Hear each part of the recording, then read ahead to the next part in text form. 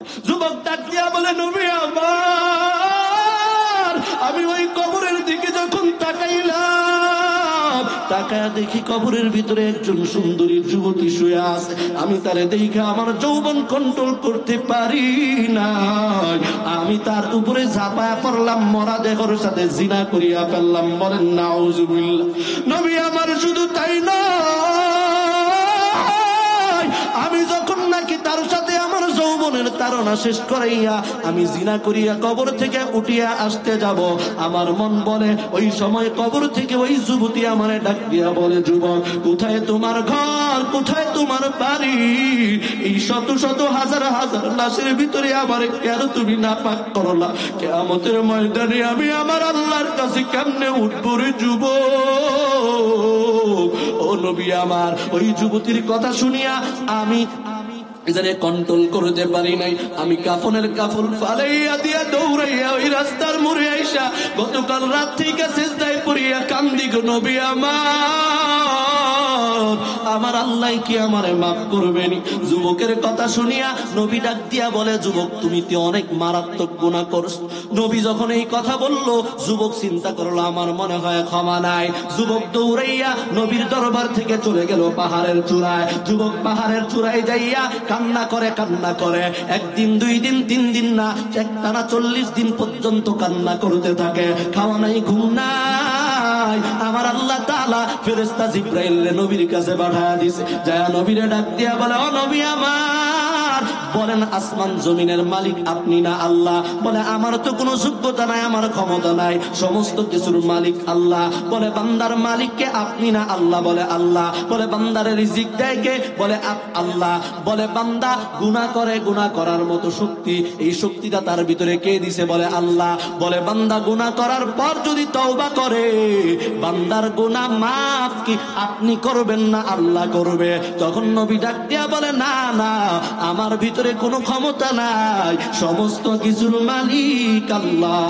ফেরেশতা জিবরাইল এবার ডাক দিয়া বলে, নবী আমার, আমার মালিক আল্লাহ জানায় দিছে আজ থেকে 40 দিন আগে আপনার কাছে একটা যুবক আসছিল, যেই যুবকটা মরা যুবতীর সাথে জিনা করেছে। ওই যুবকটা খাওয়া নাই, ঘুম নাই, পাহাড়ের চূড়ায় শুয়ে শুয়ে কান্না করে। নবী জান ওই যুবকটারে তাড়াতাড়ি নিয়ে আস। নবী আমার সাহাবায়ে কেরামদেরকে নিয়ে যায় বলে, যুবক আর কানবি না, আর কানবি না, আমার আল্লাহ তোর কান্না বড় পছন্দ করছে, আমার আল্লাহ তোর তওবা বড় পছন্দ করছে, আমার আল্লাহ তোর তওবা কবুল কইরা তোর জিন্দেগীর সমস্ত গুনাহ মাফ কইরা দিছে। বলেন সুবহানাল্লাহ, আওয়াজ করে বলেন সুবহানাল্লাহ। আল্লাহ পাক রব্বুল আলামিন বলেন, আমি আল্লাহ দুনিয়ার ভিতরে বান্দা বান্দিকে পাঠাইছি ইল্লা লিয়াবুদুন, একমাত্র কেবলমাত্র আমি আল্লাহর ইবাদত করার জন্য। আমি আল্লাহ তাদেরকে দুনিয়ার ভিতরে পাঠাই নাই দুনিয়ার মানুষের পূজা করার জন্য। আমি আল্লাহ তাদেরকে দুনিয়ার ভিতরে পাঠাই নাই গাছের পূজা করার জন্য। আমি আল্লাহ তাআলা তাদেরকে দুনিয়ার ভিতরে পাঠাই নাই মাছের পূজা করার জন্য। আমি আল্লাহ তাদেরকে দুনিয়ার ভিতরে পাঠাই নাই মূর্তির পূজা করার জন্য। আমি আল্লাহ তাআলা আমার বান্দা বান্দিরে পাঠাইছি ইল্লা লিয়াবুদুন, একমাত্র কেবলমাত্র আল্লাহর ইবাদত করার জন্য। চিল্লায়া বলেন সুবহানাল্লাহ। মুসলমান ভাইরা আমার, যদি আমার কথা বুঝে থাকেন উত্তর দিবেন, আমাদেরকে কার ইবাদত করার জন্য পাঠাইছেন? হয় নাই রে মুসলমান, ইমানি জোর দিয়া বলতে হবে আমাদেরকে কার ইবাদত করার জন্য পাঠাইছেন। জোরে আওয়াজ করে বলেন, কার ইবাদত? আল্লাহর ইবাদত করার জন্য। আল্লাহ বলে, গোলাম আমি আল্লাহ তোমাদের কাছ থেকে কোনো কিছুই চাই না। আমি আল্লাহ চাই না তুমি আমারে রিজিক দাও, কারণ আমি আল্লাহ রাজ্জাক, আমি আল্লাহ রিজিক দাতা। আমি আল্লাহ তোমারে রিজিক দেওয়ার ক্ষমতা রাখি, তুমি আমারে রিজিক দেওয়ার ক্ষমতা রাখো না। কথা বলেন ঠিক কিনা? চিল্লায়া বলেন ঠিক কিনা? মুসলমান ভাইরা আমার, ও দিনাজপুরের কলিজার টুকরা যুবক, ও বিদ্যু বাবা, ও পর্দার আড়ালের মা, আল্লাহ বলে গোলাম আমি আল্লাহ তোমার সম্পদের ভাগ চাই না, তোমার সন্তানের ভাগ চাই না, আমি তোমার সন্তানের ভাগ চাই না, আমি দুনিয়ার টাকা পয়সার ভাগ চাই না, আমি আল্লাহ তাআলা দুনিয়ার ক্ষমতার ভাগ চাই না, আমি আল্লাহ চাই বান্দা তোমরা শুধুমাত্র আমি আল্লাহর ইবাদত করো। বলেন সুবহানাল্লাহ। ও বান্দা তবে শুনিয়া নাও, আমি আল্লাহ তাআলা তোমাদেরকে এত নিয়ামত দান করলাম, হাত নামক নিয়ামত দান করলাম, পা নামক নিয়ামত দান করলাম, চক্ষু নামক নিয়ামত দান করলাম। ও বান্দা বান্দিরা, দুনিয়ার সমস্ত কিছুই আমি আল্লাহ তাআলা তোমার নিয়ামত হিসাবে প্রেরণ করলাম। এই নিয়ামত গুলো পাওয়ার পর বান্দা তোমার যত প্রয়োজন তুমি নাও। বান্দা নদীর ভিতরে আমি আল্লাহ তাআলা মাছ নামক নিয়ামত দিলাম, বান্দা যত মনে চায় নদীর মাছ ধরিয়া খাও। বান্দা আমি আল্লাহ তাআলা তোমার জন্য মুরগি দিয়া দিলাম নিয়ামত হিসাবে। বান্দা তোমার যত মন চায় মুরগি ধরো আর জবাই করো, আমি আল্লাহর নামে জবাই কইরা খাও। ও বান্দা আমি আল্লাহ তাআলা তোমাদের জন্য গরু হালাল কইরা দিলাম, বান্দা গরু জবাই করো আর খাও। ও বান্দা আমি আল্লাহ কোনো কিছুর হিসাব নিব না। যদি তুমি আমি আল্লাহর ইবাদত সঠিক মতোই করতে পারো, আমি আল্লাহর ইবাদত সুন্দরভাবে করতে পারো, বান্দা আমি কোনো কিছুর হিসাব নিব না। আর যদি আমি আল্লাহর ইবাদত করতে না পারো, বান্দা আমি আল্লাহ তাআলা তোমার কাছ থেকে একটা নিঃশ্বাস যে ছাড়ছো, ওই নিঃশ্বাসটার হিসাব আমি আল্লাহ পাই টু পাই হিসাব বুঝায় নিব। কথা বলেন ঠিক কিনা? মুসলমান ভাইরা আমার, ও কলিজার টুকরা যুবক, ভালো করিয়া শুনো, আল্লাহ পাক রব্বুল আলামিন তোমারে আমারে এত কিছু দিছেন। আল্লাহ শুধু চায় বান্দা ইবাদত করো। তুমি আমি আল্লাহর ইবাদত করতে চাই না, শুধু তুমি আমি গুনাহ আর গুনাহ, গুনাহ আর গুনাহ, নাফরমানি নাফরমানি। নামাজ পড়তে বললে নামাজ পড়ো না, রোজা রাখতে বললে রোজা রাখো না, নবীর সুন্নতের দাওয়াত দিলে নবীর সুন্নত মানো না। গুনাহ করতে করতে অন্তরটারে শক্ত বানায় ফেলছো, গুনাহ করতে করতে অন্তরটারে নাপাক বানায় ফেলছো। বান্দা কোনো সমস্যা নাই,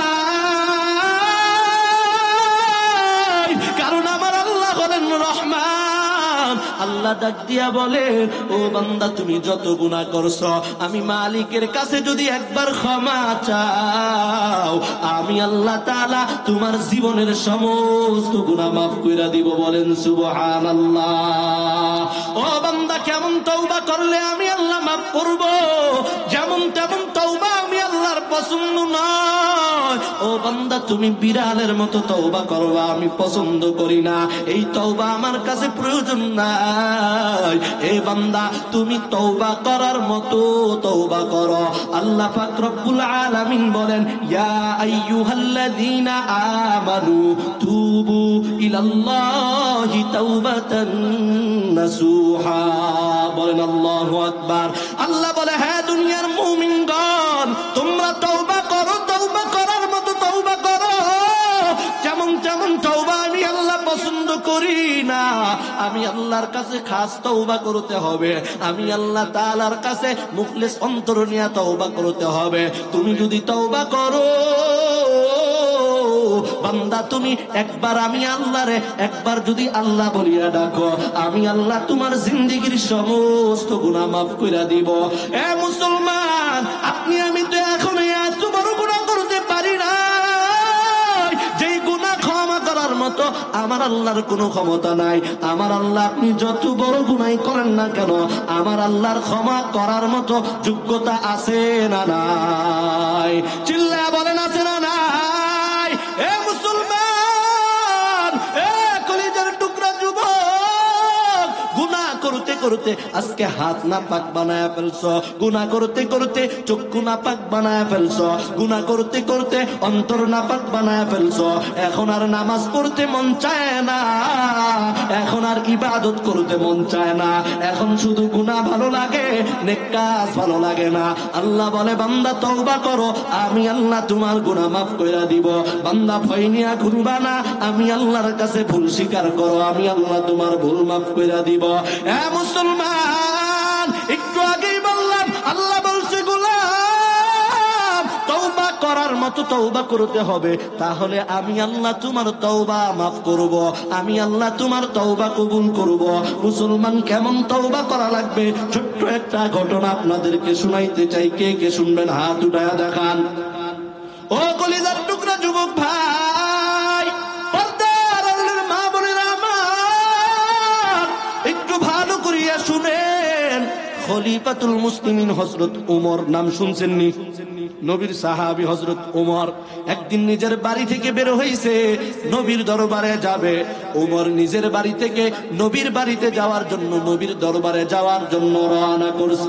যাইতে যাইতে হঠাৎ করে পথের মধ্যে তাকায় দেখে একটা 3 রাস্তার মোড়ের ভিতরে একজন অল্প বয়সের যুবক সেজদায় পড়িয়া হাউমাউ করিয়া কান্না করে। খলিফাতুল মুসলিমিন হযরত ওমর দৌড়াইয়া ওই যুবকের কাছে যায়, যাইয়া ডাক দিয়া বলে, যুবক তুমি কেন কান্না করো? এবার যুবক ডাক দিয়া বলে, ভাই আমি অনেক মারাত্মক একটা গুনাহ করে ফেলছি, অনেক বড় একটা গুনাহ করিয়া ফেলছি। আমার অন্তর বলে আমার আল্লাহ মনে হয় আমার এই গুনাহ মাফ করবে না। খলিফাতুল মুসলিমিন উমর তার কান্না দেখিয়া নিজেও কান্না করিয়া ফেলছে। কে সেই উমর? যেই উমররে দেখিয়া শয়তান পর্যন্ত ভয় পাইতো, যেই উমররে দেখিয়া মক্কার সমস্ত কাফের বেঈমানরা ভয় পাইতো। কথা বলেন ঠিক কিনা? ওই শক্ত দিলওয়ালা উমর, তার চোখের ভিতরে পানি। ও মুসলমান, এমন কিছু কান্না আছে যেই কান্নাগুলো দেখলে অন্যের কান্না চলিয়ে আসে, আছে না নাই?